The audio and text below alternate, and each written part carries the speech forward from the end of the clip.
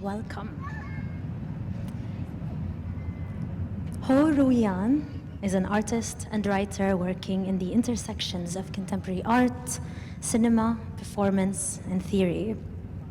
Working primarily across the mediums of lecture, essay, and film, he probes into the ways by which images are produced, circulated, and disappear within contexts of globalism and governance. Rui An has presented projects at the Asian Art Biennale in 2019, at the Gwangju Biennale, Jakarta Biennale, Kochi Mudziris Biennale, not to mention Murtaza Vali's series at 421 in Abu Dhabi, Substructures, Excavating the Everyday. Today, Rui An's lecture performance, The Oil in the Tankers, The Wind in the Trees, will trace the interlaced histories of the oil economy in Singapore and the lush botanical greenery of its urban landscape.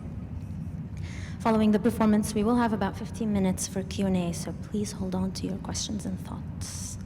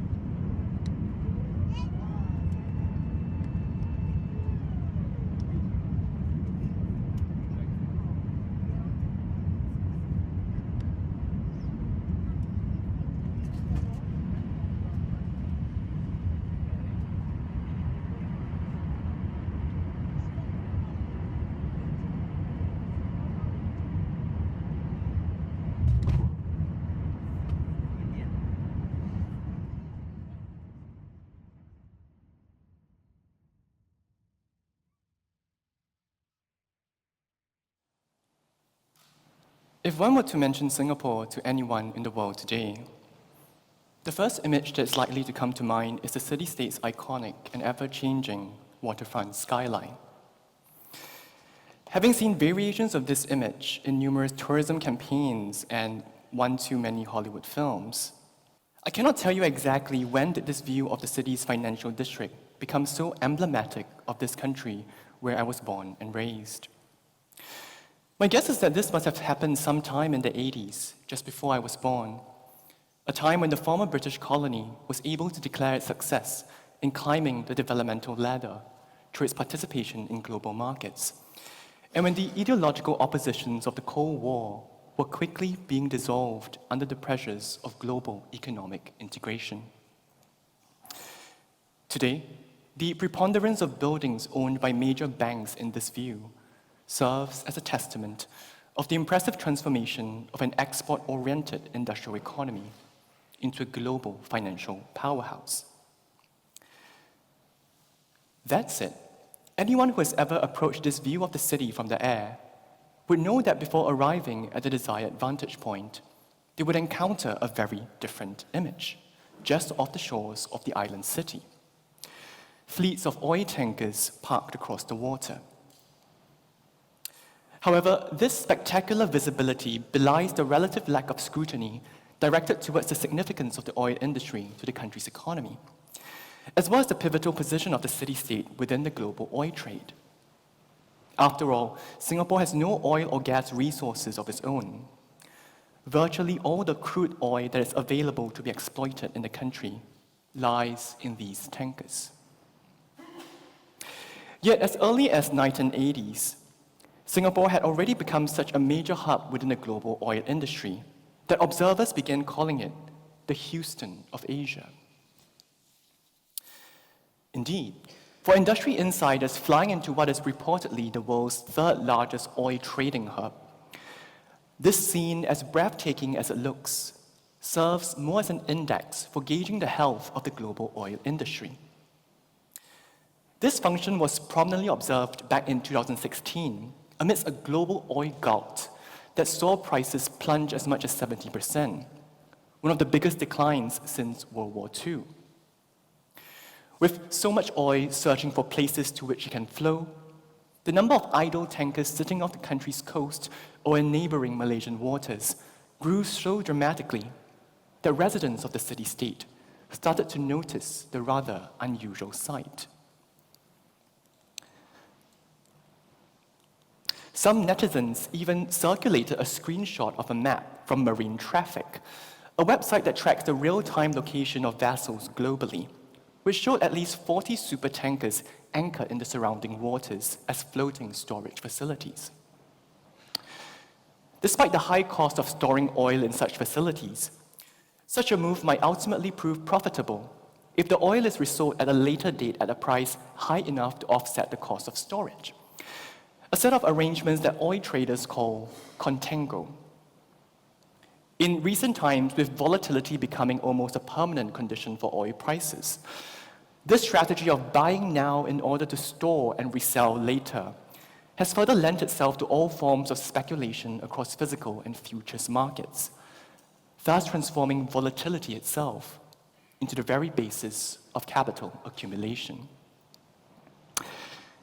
I remember looking at this graphic and realizing that many of these tankers were anchored not far from the Marina Bay area where the financial district is located. Suddenly, it struck me that it must have been very long since I had looked out to the sea from the Bay Area, for I no longer had an image of what the horizon looked like from there. As you can see from this photograph taken near the waterfront in the early 2000s, before you reach the open sea is a stretch of empty reclaimed land that completes the circle of land enclosing the bay.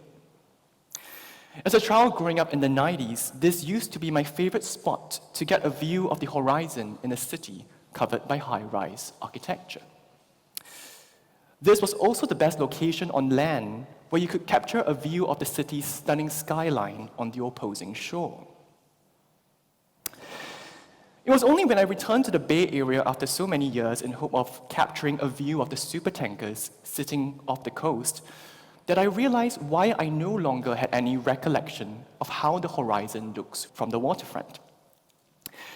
For now, standing upon that previously unoccupied stretch of reclaimed land is this towering, shimmering edifice and fetish symbol of the 21st century known as Marina Bay Sands, a multi-billion-dollar resort property owned by the American Las Vegas Sands that was officially opened in 2010.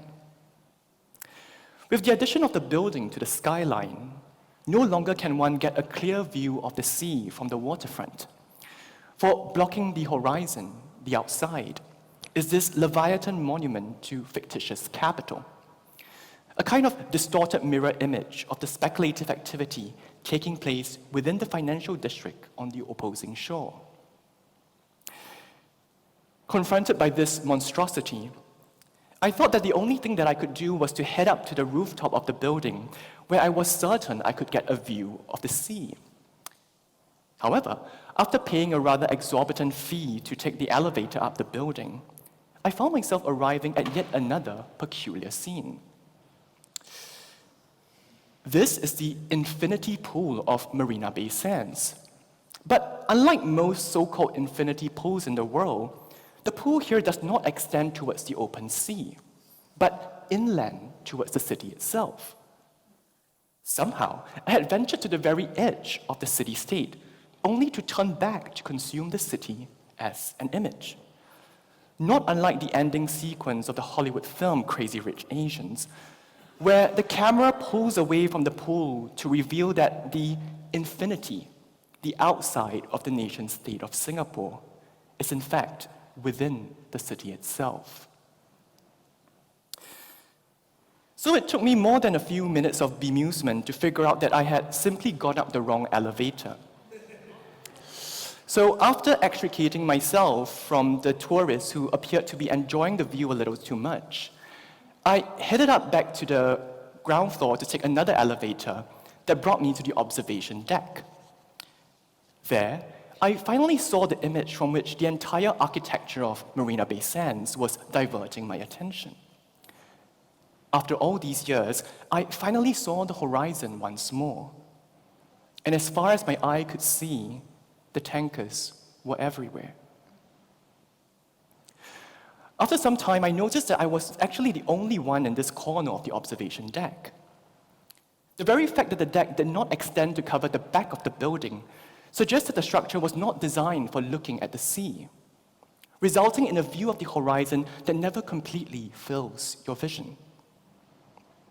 Even from this corner where I was standing, the city remains at the periphery of your vision. I couldn't help but speculate that the verdant gardens by the edge of the water must have been planted there to pull our attention away from the tankers filling the horizon and back towards the city itself. At this point, I realized that what I was dealing with was the sheer difficulty of seeing the oil in Singapore. For every time I came close enough to the subject, I would always be called upon to look at something else. There was always something more spectacular, more beautiful, more cinematic to see. However, as I would soon discover, there is nothing inherent to oil that makes it difficult to see. In fact, it was not too long ago that we were inundated by images of oil, showing how it leaves the ground, how it moves, how it in turn enables movement across land, air, and water. Images that made up the developmentalist dreams of industrial modernity.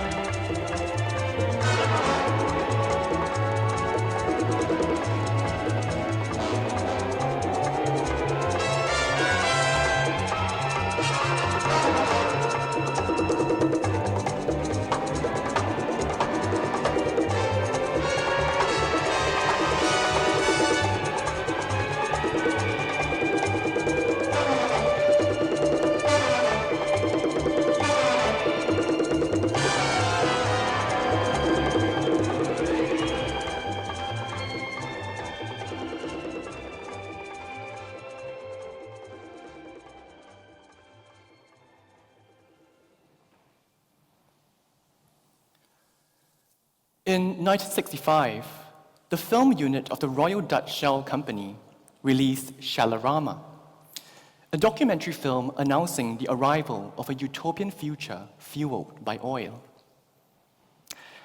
Made to be exhibited in what was then the newly invented Cinerama format, the film visualizes the accelerating journey of Shell oil as it travels from its crude source in the Niger Delta to become the refined fuel powering the modern world. Oil is depicted in the film as a truly global commodity, with an inherent liquidity that allows it to flow to every corner of the world. This might even very well be one of the first moving images to describe the global in such concrete terms, equating humanity's progress with the forms of mobility enabled by modern-day transport. Anticipating contemporary footage shot by drones or dashboard cameras, the film is primarily composed of footage captured using a camera that has been fixed to a moving vehicle. Considering that the vehicle being deployed could have very well been fueled by Shell oil, one could speak of the camera here being literally propelled by its own subject. This cinematographic propulsion is precisely what constitutes the visual attraction of the film. Which is to say, what's essential here is not so much that the camera is describing in visual terms the movement of oil, but the camera is itself moving, indeed being moved by oil. One of the sites that the oil would have passed through in the 60s was Pulau Bukom, an island just a few kilometers off the coast of mainland Singapore, which in 1962 saw the completion of Shell's first oil refinery in the city-state. The $30 million facility, equipped with a crude distiller capable of processing 20,000 barrels a day, was also the first of its kind in the country. One of the first milestones reached by an industrialization drive launched by the newly elected government of the then self-governing British colony. Constructed in record time, the refinery was an ambitious and risky venture for the multinational in a politically turbulent region where the conditions for industrial development were still nascent. However, Shell had an advantage in having long established a presence in the territory. In the late 1880s, Marcus Samuel, a British trader who had inherited from his father a company that originated as a small ornament shop known for its seashells, was seeking to expand his business into the lucrative oil trade in Asia. However, ever since oil was first commercially exploited in the US, Standard Oil, owned by the American John Rockefeller, had maintained a virtual monopoly over the fuel by persistently pricing its competitors out of the regional market. Knowing that he had no control over the conditions of production that in part determined the price of oil, Marcus Samuel was convinced that the only way he could challenge the American company was by dramatically reducing the costs of transporting oil overseas to Asia. At that time, the opening of the British-owned Suez Canal in 1869 created a new route for transporting oil from the Black Sea coast to Southeast Asia that was shorter than the one taken by Standard Oil's bulk oil tankers across the Pacific. However, due to the dangers posed by the region's high temperatures to shipments with flammable goods, all oil shipments passing through the canal faced stringent regulations that required shipping companies to store the oil within tin barrels, which then had to be crated. Compared to transporting oil in bulk, which continues to be the most efficient method of transporting the fuel. This method of storing oil resulted in a large number of unused space on the vessel and incurred further costs as a destination.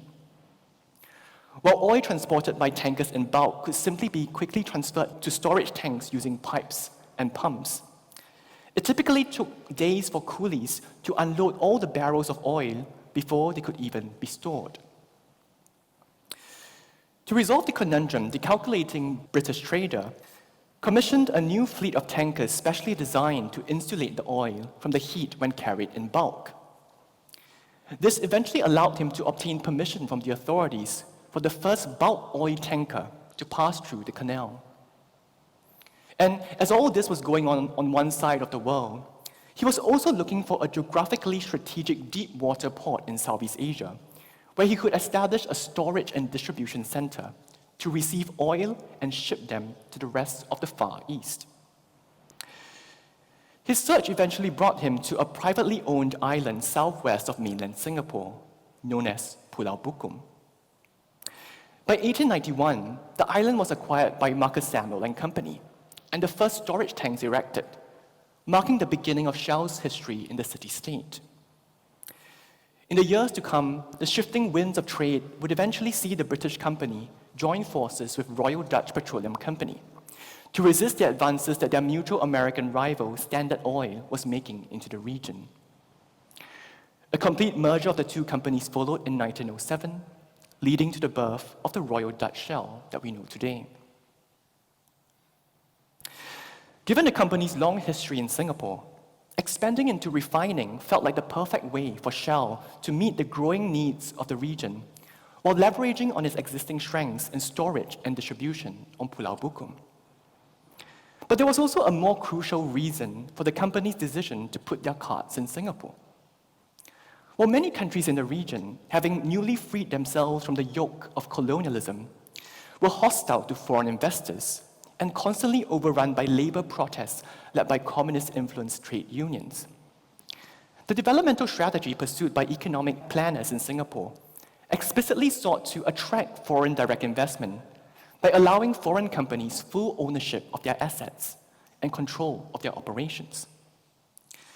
As the first company to establish a new industry in the city-state at the time, Shell was even given the first Pioneer Industry certificate that granted the company a tax exemption on its profits for the first 5 years of the refinery's operation. Such incentives had partially came about through the recommendations of two United Nations survey missions in 1960 and 1961, led by the Dutch economist Albert Winsemus, to study Singapore's prospect for industrialization. Winsemus' conclusion that transforming the entrepot trading port into an export-oriented industrial hub was not just feasible, but also necessary to alleviate the high levels of unemployment in the country. But the Dutchman, who would continue to serve as Singapore's chief economic advisor until 1984, also did not shy away from advising the government on political matters during his tenure. Perhaps his most significant intervention in this respect came in two pieces of advice that he gave to the Prime Minister, Lee Kuan Yew, as seen in this picture, upon submitting his findings from the study mission. Speaking directly to the Prime Minister, he told him that none of his recommendations mattered unless two preliminary things were done first. First, they had to eliminate the communists, eliminate them in government, in the unions, industries, off the streets. He added that it did not matter how the government got rid of the communists, whether it meant throwing them in jail, out of the country, or even killing them. He said, and I quote, that as an economist, how they chose to do so did not interest him. The point was that as long as the communists remained, they could forget about economic development. The second advice was more specific and pertained to the statue of Stamford Raffles, the British colonial functionary who established Singapore as a port city under the control of the British East India Company in 1819. Winsemus told Lee Kuan Yew that he must let Raffles stand where he stands, as a demonstration to the world that the country remained open to foreign investors wherever they came from. Because sometime in the future, we will need the British, the Americans, and the Germans, and whoever we will need with their know-how. By the time that Shell opened its refinery in Singapore, it was clear that at least one of the conditions prescribed by Winsemus had been satisfied. The bronze statue of Raffles was still standing in the city center, having apparently survived the country's transition to internal self-governance without a visible scratch. As for getting rid of the communists, the Prime Minister confessed that that would take a little bit more time. Indeed, even within his own party, more left-leaning members coming from the trade union movement remained deeply skeptical of the government's push for foreign investment. For like most leaders in the post-colonial world, they believed that investment in heavy industry should come from the state rather than foreign capital. It would take less than 2 years after the opening of the refinery for a government-led security sweep targeting alleged communist elements to eliminate the most powerful voices against the government's economic program virtually overnight. With almost all political opposition either detained indefinitely or sent into exile, there was now nothing to stop the direction of the country's industrialization drive. As I look at the photographs of the opening ceremony of the refinery, it feels like the moment marked the inauguration of a new era. Remarkably, the organizers had specifically chosen to hold the event on an evening to exploit the darkness for a choreographed spectacle that literally brought the refinery into the light. And at the center of this scene was Goh Keng Swee, the finance minister known today as Singapore's chief economic architect, and also the guest of honor for the evening. Standing on the platform overlooking the refinery, the minister activated a switch that turned on the floodlights, thrusting a magnificent silvery structure of columns and pipes into public visibility for the first time. In the distance, sirens blared from the ships sitting in the surrounding waters. This was the oil industry's moment of peak visibility in Singapore. As the minister and the company executives proceeded to tour the facility, the cameras continued working. Images published later show the men dwarfed by the surrounding steel architecture in a projection of infrastructural grandeur that announced the city-state's arrival into industrial modernity. Goh, who was known for his penchant for orchestrating elaborate opening ceremonies, was acutely aware of the power of such spectacles in boosting the confidence of potential investors. Indeed, it would take only a few years for BP and Mobil to follow in the steps of Shell and build their first refineries in the city-state. But there was another audience for which these images were intended: the unruly masses incited to direct action by the left-wing anti-colonial movement. If the colonial sublime, as the anthropologist Brian Larkin calls it, involved the sense of powerlessness felt among colonial subjects in encountering colonial infrastructure such as railways and oil wells, any sense of diminution mixed with awe experienced before this towering edifice is tethered more to a project of postcolonial developmentalism.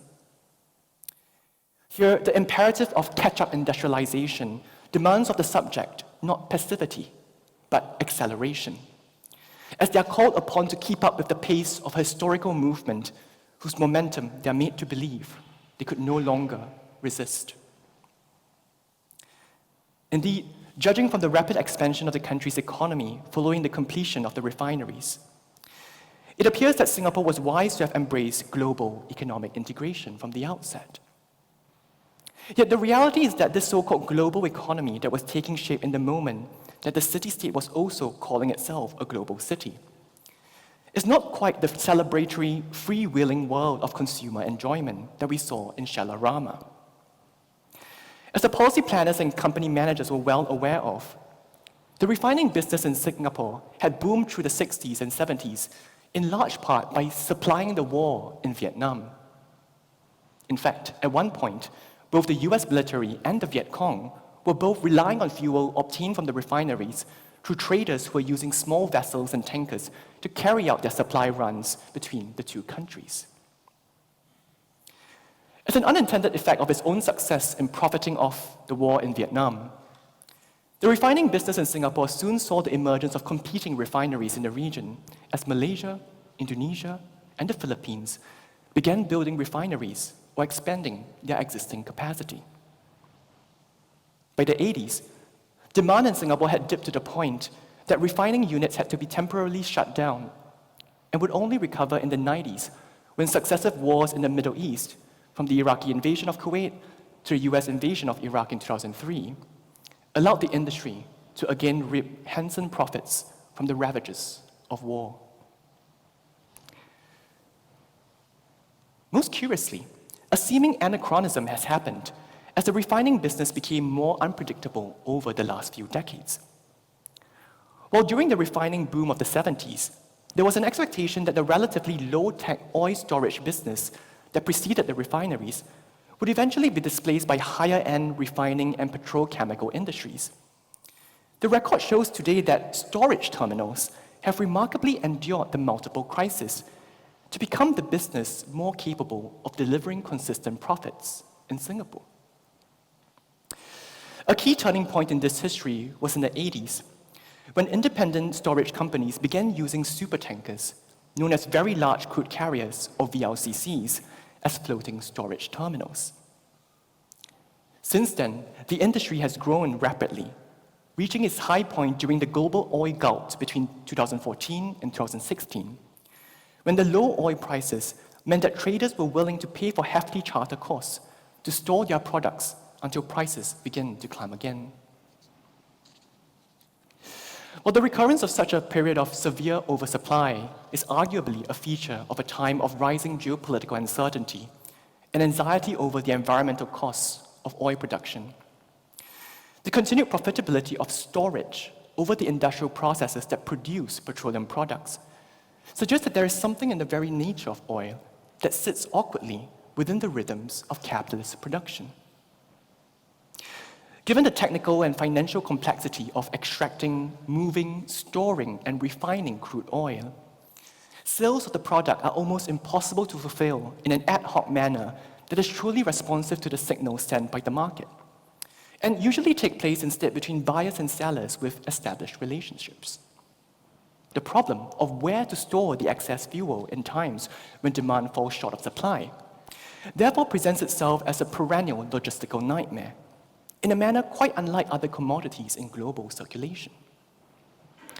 While the bulk oil tanker was originally invented to create an efficient system for moving oil that exploited its liquid properties, today it seems like the hoarding of excess oil within these very same tankers point instead to the commodity's inherent resistance to the fluidity of exchanges that the liberal economists hold up as the hallmark of the free market economy. Oil, in this sense, operates within a system that is quite the opposite of prevailing imaginaries of oil as a commodity that simply flows to any part of the world. In truth, oil is more likely to spend most of the time fortified within an anchored supertanker in a state of suspended mobility. And unlike the spectacular images that inaugurated Singapore's first refinery, the view of these colossal vessels sitting on the horizon appears more like a dystopian harbinger of a time of planetary meltdown. At this point, I cannot help but think of a photograph that I came across as I was searching the archives for images of the opening of Shell's refinery. In this photograph taken just a year before at a separate ceremony to mark the start of the refinery's construction, Goh Keng Swee, the finance minister, is felling a tree to officiate the launch while the general manager of Shell stands watching by the side. Seen in the contemporary context of an ongoing climate emergency, Goh's gesture here appears almost obscene in its celebration of an act of violence against nature. The irony, as we shall see, is that with the consolidation of the oil industry and the concomitant retreat of its images from the public sphere, trees will re-emerge to take its place as a recurring subject of representation in the city-state. The oil in the tankers cannot be seen, but then there is the wind in the trees.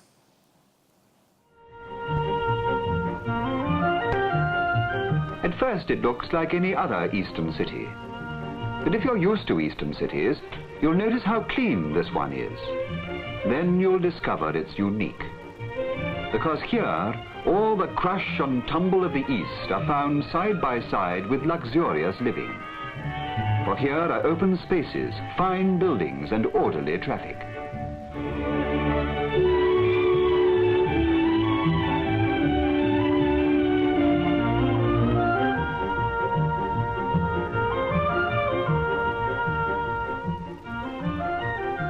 This is the city founded by Stamford Raffles, Malay scholar, colonial administrator, with ideas far in advance of his time on the exchange of cultures between East and West.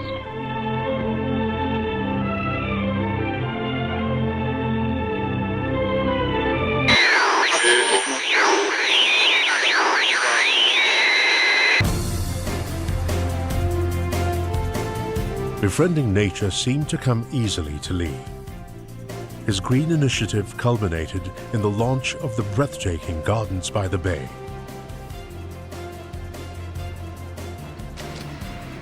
It started with Lee planting a tree in 1963, a tradition he never failed to keep.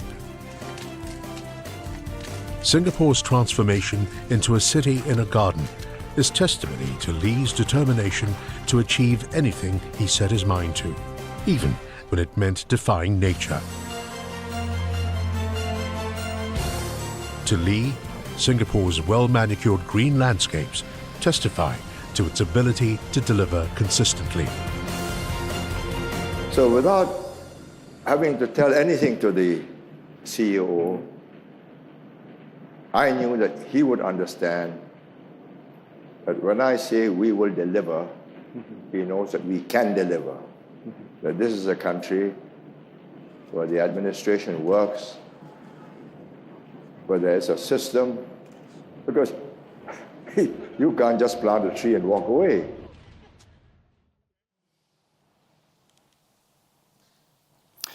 On 16 June 1963, Lee Kuan Yew, the first Prime Minister of Singapore, planted a mempet tree to mark the launch of a nationwide greening movement that continues to this present day. At that time, over 90% of the city's primary vegetation had already been wiped out by over a century of colonial extraction. While not exactly known for being a lover of nature, Lee saw this as a problem and sought to restore the lost greenery by planting trees all around the island. Tree planting day soon became a national annual tradition and eventually gave rise to a more ambitious campaign that started in 1967 to transform the city-state into a garden city. Since then, over 1.5 million trees have been planted along the streets and across the numerous public parks and gardens managed by the state. So successful was the initial campaign that the government has more recently coined the term "a city in the garden" to describe the new direction of the greening movement. Echoing the ideas first espoused by the British urban planner Ebenezer Howard, Lee believed that the propagation of greenery could help to soften the harshness of tarmac and concrete that covered the densely built city-state, and thus avert the social ills that commonly befell industrialized cities. It was on this basis that when Singapore first shifted towards export-oriented industrialization in the 1960s, its first industrial town, Jurong, was intentionally designed as a garden industrial town. As Lee once explained, a blighted urban landscape, a concrete jungle, destroys the human spirit. In turn, one could say that filling the rapidly developing city with greenery recovers its soul, imparting to it an essence, a nature from without. But equally important to the Prime Minister was the ability of greenery to conceal the unsightly social realities underlying the then still developing city-state. To this end, one of the first plans was to use planted trees to conceal the dilapidated shanty towns that lined the roads leading into the city from the airport, so that potential investors and tourists arriving in the city will have a favorable first impression.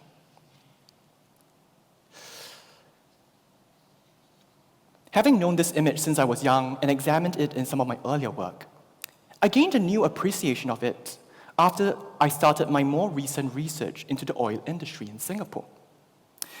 Indeed, it was exactly because of my familiarity with this image and with the trope of politicians in Singapore planting trees to mark the beginning of something that I was startled to discover the photograph of Lee's deputy, Goh Keng Swee, felling a tree to mark the start of the construction of Shell's oil refinery just 3 years before this historic photo. Remarkably, Goh's photograph appears to represent a unique instance of such a gesture being performed in Singapore. After having tried all the search terms I could find, I simply couldn't find another image in the archives that shows a politician felling a tree. In contrast, there appears to be an infinite number of photographs showing politicians planting trees in Singapore. Like a kind of primal scene that haunts every image of trees in the city-state from that point on, Goh's original image brings out by way of negation everything that is so peculiar about the photograph of Lee that I had previously taken for granted. While the absence of spectators in the earlier photograph makes for a rather lonely scene, the people surrounding the Prime Minister in the later photograph, most likely grassroots leaders literally planted there as spectators, appear almost ungainly in their visibility. What could possibly account for the disappearance of the people in the first photograph and their reappearance in the latter photograph along with the planting of a tree? To begin, the people cannot be seen in the first photograph for a very simple reason. They had yet to enter the industrial wage economy. As an image that represents industry as a purely economic sphere without any political dimension, there is simply no space for the people who were then too politically agitated to embrace the freedom of selling their labor power to a multinational corporation. It is for this reason that Albert Winsemus could have so candidly remarked that, as an economist, how the government got rid of the communists did not interest him. For indeed, from within the economic sphere of the Dutchman's liberal imaginary, there is no such thing as politics. As it appears 3 years after Gould's photograph, and just months after the government managed to so-called eliminate the communists, the people can now be seen. Here, replacing the country's chief economic architect as the central figure is the man known today as his chief gardener. And instead of showing something being destroyed, something is coming into being in the later photograph. It is almost as if Gould had felled the tree in the first image so as to transplant it onto the other. But with this resetting of the scene, the frame of representation has also shifted. If the image of Gould marking the launch of the construction of the refinery is to be situated within a purely economic sphere, here in this second photograph, it is within the decidedly non-economic sphere that representation takes place. Specifically, one where the Prime Minister can be seen sowing a seed in the name of the nation. Accordingly, if the people have re-emerged, it is not as wage laborers that they lend themselves to representation, but as citizens of a fledgling nation-state. Seeing that in the years to follow, images of industry will be quickly replaced by images of greenery as the key subject of official representation in the city-state. One could even say that this image marks the retreat of the economic from representation altogether. Images of the economy will be replaced by images situated within a distinctly defined sphere of national politics. And wherever there are politicians, there will always be trees. As anyone who has ever paid attention to Singaporean politics would notice, trees are the perfect choice of background for politicians in the city-state to make their public appearances. Perhaps this is owed to the fact that the greening movement has managed to repopulate the island with so many trees that it's difficult to take a photograph outdoors without them being in the background. Especially when, even on occasions where the politician is addressing the people from within an auditorium, the choice of virtual background also tends to feature a botanical theme. For long-time observers of the Singapore state, the relentless and meticulous approach to tree propagation pursued by its urban planners can be read as an analogue of the ruling party's paternalistic model of social control that's allowed it to maintain a near monopoly of power ever since the former British colony gained self-governance over 60 years ago. As Lee Kuan Yew himself expressed during an interview in 2009, one cannot simply plant a tree and walk away, not least in Singapore, where the tropical climate can only mean that nature, when left unattended, would quickly overrun the urban landscape. To plant a tree in the tropical city, therefore also means watching over it as it grows, constantly pruning it and even felling it, should it ever run afoul of the city's modernist grid. This also means identifying, locating, and tracking the lifespan of every tree planted by the state on the publicly accessible interactive map, Trees SG, which today boasts a catalogue of close to 500,000 trees. Check it out. If one is to read in this horticultural fervor an allegory of state power, one can only imagine what it means for this capacity to account for every tree to be applied onto persons. Not least because in Singapore, the management of trees has technically been ascribed the same level of importance as the management of people. As one chief executive of the country's National Parks Board once remarked, he is likely the only gardener in the world who reports directly to the Prime Minister's office. Yet, it bears mention that in these images of politicians posing against greenery, trees, as that which fills the background, are not supposed to be the object of attention. While trees were originally devised as showpieces to attract foreign investors, here, their visibility is much less commanding.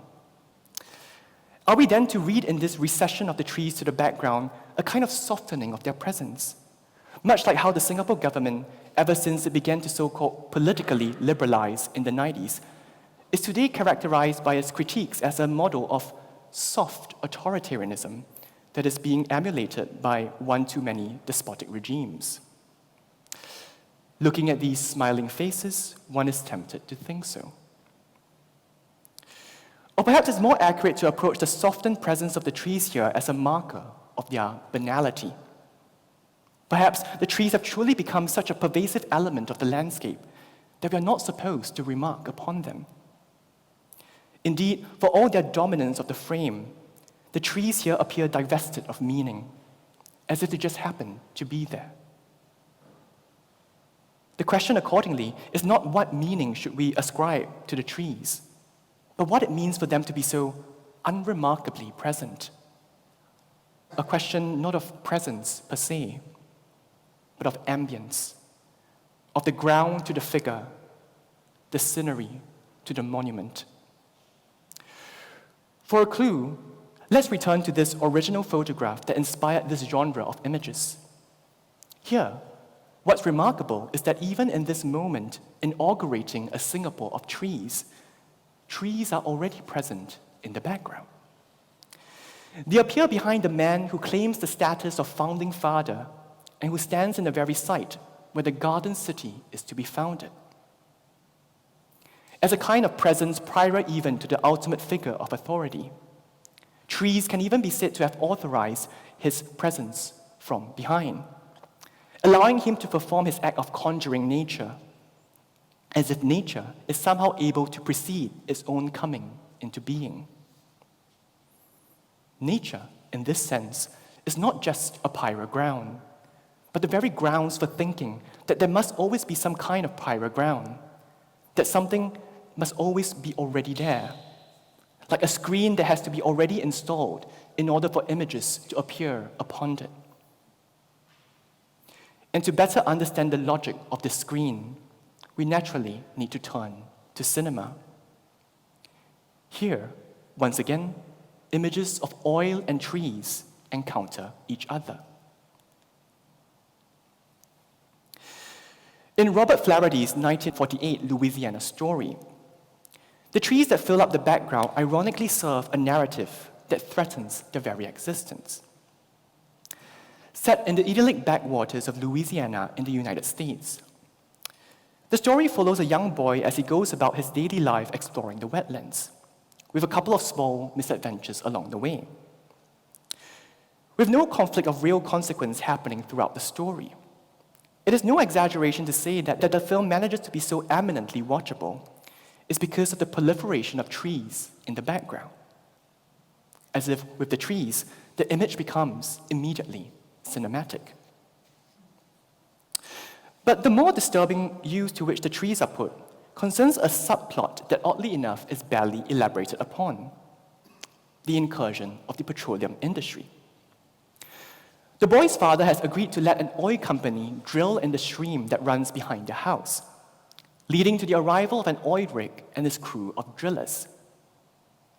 However, this is hardly registered as a disruption to their lives, with the boy enthralled by the impressive machine and striking up conversations with the friendly workers. The violence of the drilling is not depicted.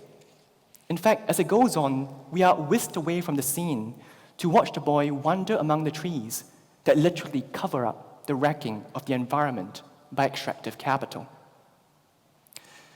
The filling of the screen by nature screens out the scenes of its ongoing devastation, further passing off the relation between capital and nature presented here as what's natural.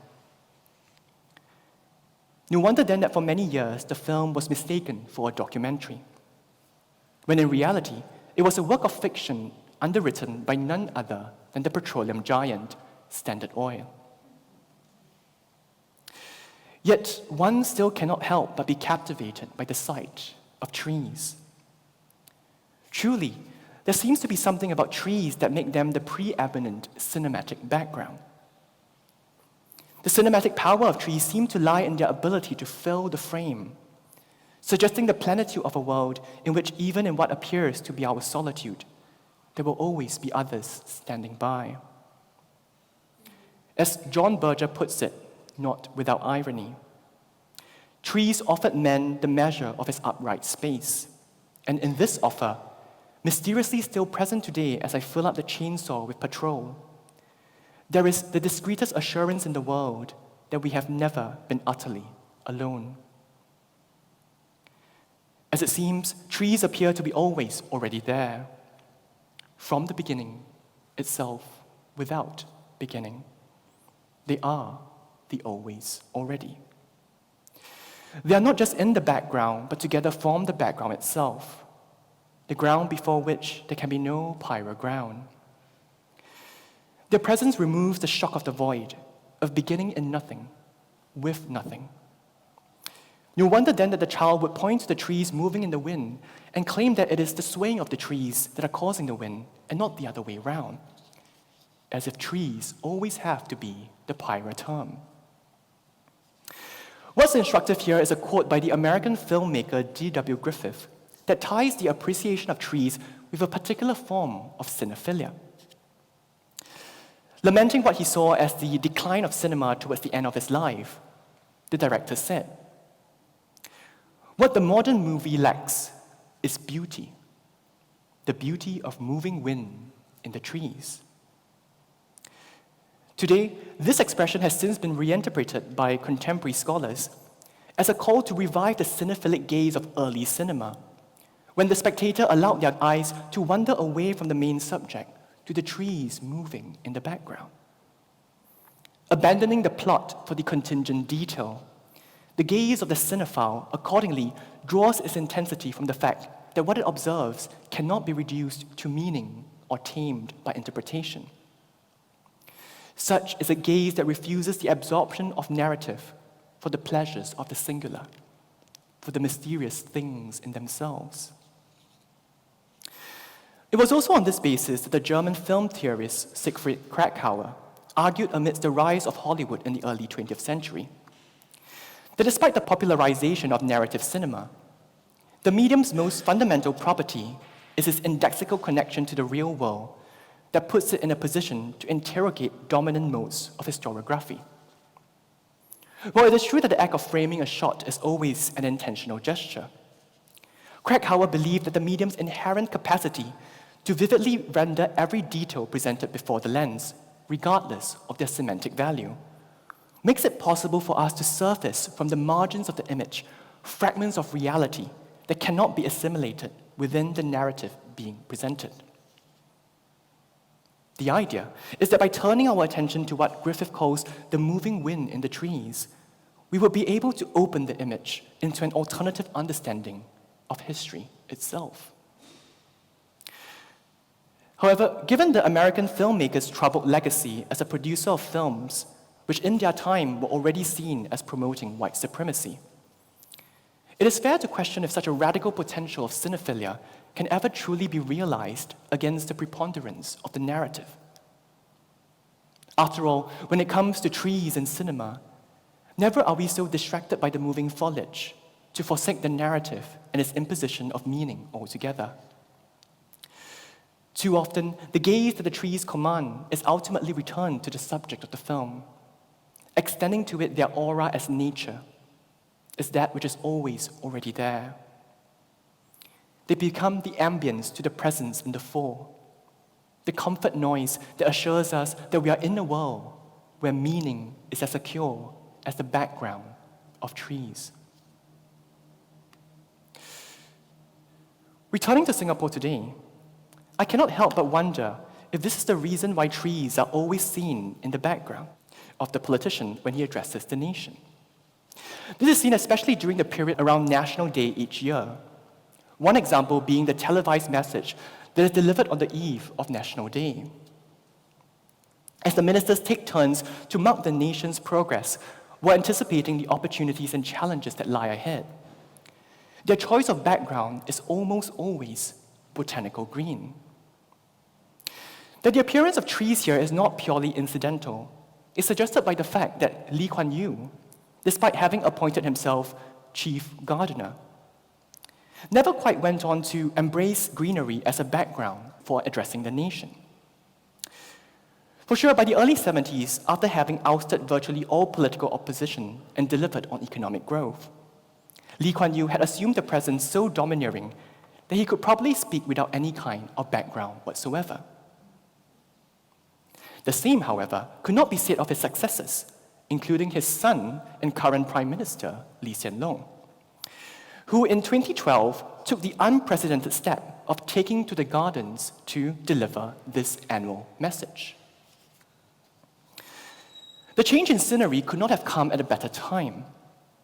While Singapore had just recovered from the fallout of the global financial crisis, 2012 marked the beginning of a new era of slow growth amidst the ongoing malaise of the global capitalist system. As the Prime Minister opened his speech by recognizing the unsettled world in which we live, the manicured lawns in the neighborhood park behind him almost appeared to present a kind of urban pastoral in which one could take refuge from the coming storm. For last year's message, the choice of location was especially inspired. Gardens by the Bay. The iconic billion-dollar waterfront garden built entirely on reclaimed land. And again, like almost all of his speeches delivered against a background of trees, this one struck a deeply ambivalent note. The recent lifting of almost all COVID-19 related restrictions provided cause for celebration. But the rising inflation, fueled in part by the war in Ukraine, had greatly dampened the prospects of a speedy economic recovery. 10 years after the Prime Minister first brought his speech into the gardens, the future remained as uncertain as ever. Yet, in watching the televised speech, I found it almost impossible to focus on what the Prime Minister was saying. After spending all that time scouring the history of cinema for images of trees in the background, I simply could not stop my gaze from drifting towards the moving foliage behind him.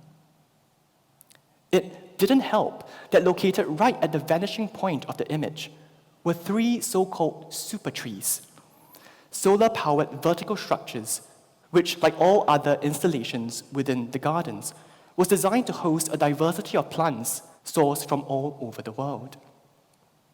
Or that not far beyond the super trees is the coastline from which one could see the oil tankers and storage tanks, where cheap Russian oil was being blended with shipments from other sources to be re-exported globally, sometimes to buyers looking to avoid the perception of being associated with Russia. Curiously, while the government has banned financial institutions based in the country from dealing with Russian companies, the import of Russian oil remains legal. And with the ongoing Western sanctions diverting more and more Russian fuel into Asia, the oil storage business in the city-state is seeing its profits margins soar once more, but clearly not to a level high enough to be visible behind those towering super trees. Indeed, as I tried to listen to the Prime Minister enumerate the many ways that they have sought to combat the rising prices, I couldn't help but wonder if the relatively stable prices in Singapore were in part underwritten by the gains of an industry that, historically speaking, has almost always boomed in times of war.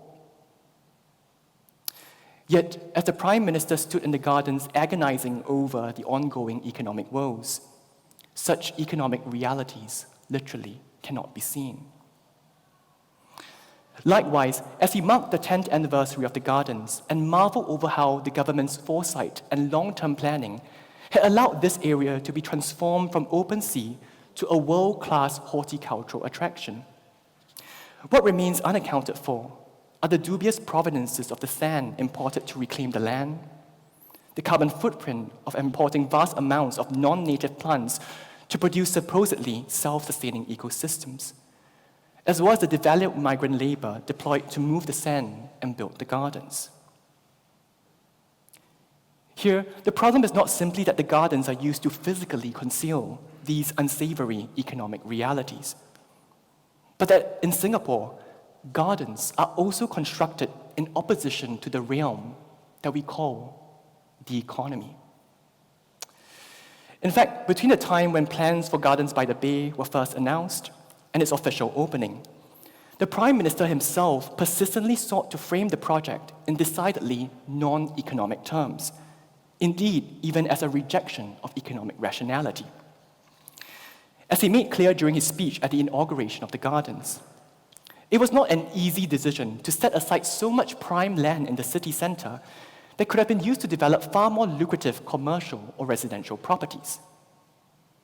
And while the gardens would certainly enhance the value of the surrounding land and generate tourist revenues on its own terms, what's more important, he claimed, was its status as an icon for the new downtown area, a place all Singaporeans can be proud of, identify with, and bring to mind when people talk about Singapore. To use his own words, Gardens by the Bay is the people's garden.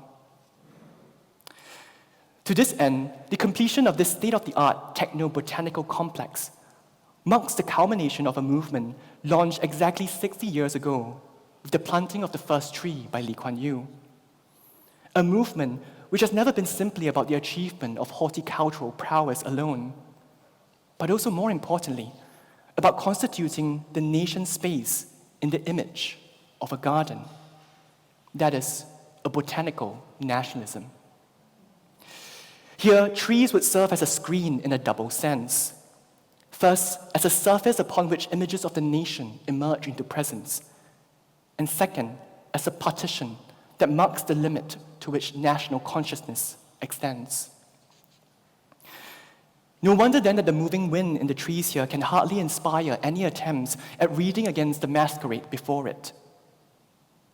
After all, in this city within a garden, images of trees are designed to play the function of the aesthetic to the political, an aestheticization of the political, or what one might simply call politics.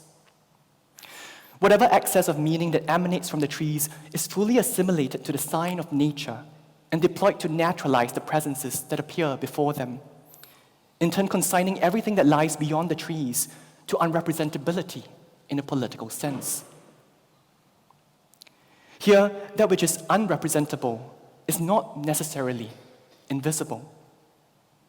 Instead, it is that which falls away from representation because it can never hold the attention of the people, whose proper object, namely the nation, can only ever be regarded against a background of trees.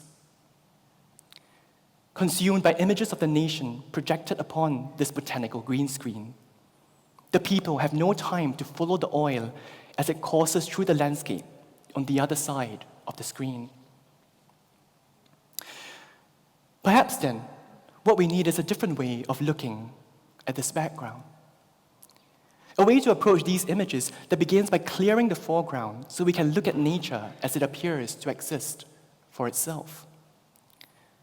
What happens when we start to pay attention not just to the background filled by nature, but also to the very grounds of nature itself, to inspect the nature of nature, so to speak? What happens when we look at nature unnaturally, which is not the same as looking at it as if it was unnatural or inauthentic, but more about looking at it while keeping the very idea of nature, of what is natural and unnatural, at bay. Indeed, the task here is not about disclosure, for it would be wishful to think that one could simply peel off the simulated backdrop and reveal the true nature of things, as if the totality of global capitalism can be apprehended as a single, unmoving image. Rather, it is more about turning our gaze away from the visible trees and towards the invisible wind that animates them. To trace the distance between here and elsewhere as traversed by the wind, along with the carbon-based bodies that produce our contemporary condition in moving between those cavernous supertankers and the lofty super trees. With our gaze extended into the space between here and there, perhaps we would start to see the trees in the background a little differently. Their presence much less incidental, though no less mesmerizing and no less natural. Returning to these two images after my tour of the city in the garden, I realized that something else is happening in this transplantation of the tree from one image to the other. By swinging his axe towards the tree in the first image, the minister was effectively performing a kind of split, not just between the sphere of the economy and that of national politics, but also between nature and culture. Ironically, by felling a tree and moving it onto the side of culture. Henceforth, on the side of culture would be gardening, urban planning, population management, public discourse, the nation, where the state seeks to monitor and control every development, while on the side of nature would be labor, industry, commerce, the market, the economy, from which the state is to withdraw so that the natural laws of economics can run their natural course, at least until a crisis hits. In the space between the two images, what is thus produced is not just the categories of nature and culture, but the very distinction between the two. A distinction that leaves the people on the site of mere enchantment, of looking only at the beauty of the moving wind in the trees. Thank you.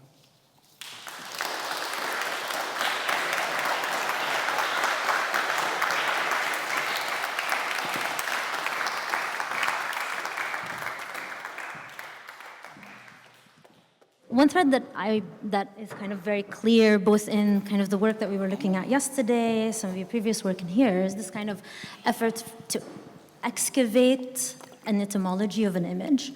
And what I'm thinking about is actually the form that you do your performances in, because you're also very much in control of how they get documented and then how they are kind of displayed in their afterlife.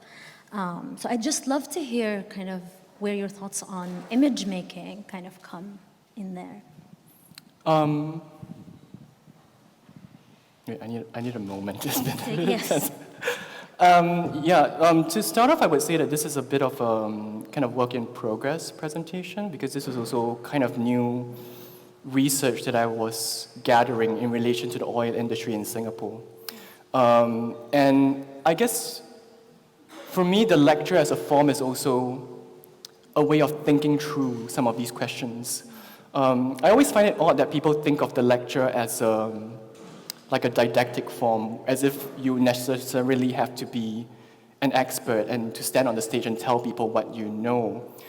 Whereas the way I structure my lectures tends to begin from a space of ignorance, or at least that's actually virtually how all my projects begin, because there is something that I don't know, but I feel I need to know, or that because I encountered an image that I can't quite explain. And then that starts me off on a journey to basically look for more images to explain that first image. And for this particular work, actually it's made up of really two parts, one about oil and one about trees. The one about trees may be familiar to some of you in Abu Dhabi because it came up from an earlier work called Screen Green that was shown here, shown in Abu Dhabi. Was it last year? 2 years ago? 2021. Oh wow, 2021, long time. yeah. Okay. So the second part came from an early research. So the first part came from the new research around oil. And how I started this oil research was really because of this image that I mentioned at the start of the lecture, which was all these tankers that were in the waters, and also the fact and how they became an object of attention during the oil glut in 2016. Suddenly people would say, we're starting to notice these tankers. And of course, when you start to notice something is also the moment when you think about how come I haven't noticed this all along, as if something about the economic substructure of the country was kind of surfaced for the first time. And so that started my interest in this project. And then as I was looking through the material and the literature around oil, which in Singapore is still pretty dry, kind of more industry-centered or literature written by oil insiders, I found out quite a remarkable kind of fact, which is that despite the fact that now the oil industry in Singapore has so many different kinds of capacities, it seems that oil storage, which is possibly the most low-tech kind of oil business, turns out to be the one that is most dependable when it comes to delivering profits. And this is almost completely countering the image that Singapore likes to present to the world, which is that it just moves up the value chain, like we move from storing oil to refining oil, and then we make petrochemicals. But actually, some of the ways that Singapore makes its money is just pure opportunism and basically being a mercenary rather than really invest. It's not about this kind of high-tech investment, or it never really leads to what Singapore hopes, which is capital accumulation. So that was really the starting point of this project, and that was how I kind of reached back in time into history, but also to look at images in the present to try to piece together, to account for this image of these tankers that I saw in the water. Yeah, and that's really interesting because it kind of follows some of the points that we've been making over the past 2 days about performance as process and performance as sort of a way to dig into kind of the curiosity.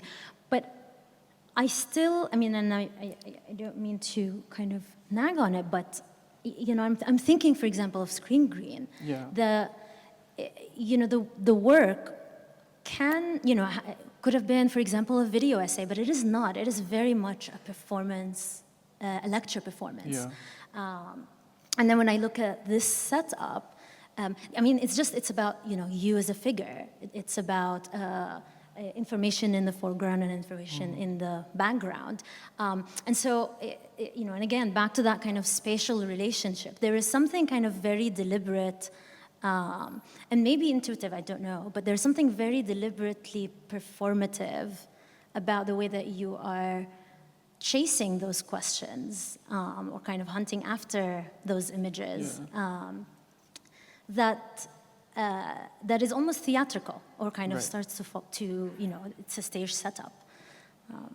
If you look at my works, I guess I've made about 5 or 6 lectures so far, and although technically the form of the lecture is, in its basic form, is quite similar, it just actually, you give me a room, you give me a screen, and I can just talk, and it happens. So, but almost each of the lecture is almost conceived with a different kind of dramaturgy or set, so to speak. It's very subtle differences, whether I speak from a lectern, whether I speak from a table, whether I walk around, how many screens are there. And all these are kind of aesthetic decisions that I make while, really trying to compose the scene. And one thing that I would say is also that actually a lot of my work is really coming out of an engagement with cinema, or cinema is actually, or even if it enters a kind of theatrical medium or vocabulary, it is also a kind of expansion from cinema. And I mentioned a bit of early cinema in this work, and for me, one of the figures I'm most fascinated by in early cinema is that of the cinematic narrator. Where in early cinema, you don't actually, the idea of a cinema as we understand today was not always the case. You don't go into a darkened space and have this kind of full concentration on a single screen. But to go to a cinema in the early days meant constantly being interrupted by this live body at the side, who is, sometimes these figures would be dubbing the characters, sometimes they would even break out of their character and start commenting on the film itself, or even criticizing the film, like a live review. So I was very interested in this figure who is able to kind of break this more regimented and unidirectional form of cinematic spectatorship, and to see this figure as something quite constructive, as a way to address these images that I bring out. Yeah, there's like a multiple diegetic existence that's happening with you sometimes saying, check this out, and then there's all these kind of layers that you're sometimes collapsing, when this is kind of starts to move and gets, and moves from one to one, and then other times you're sort of expanding.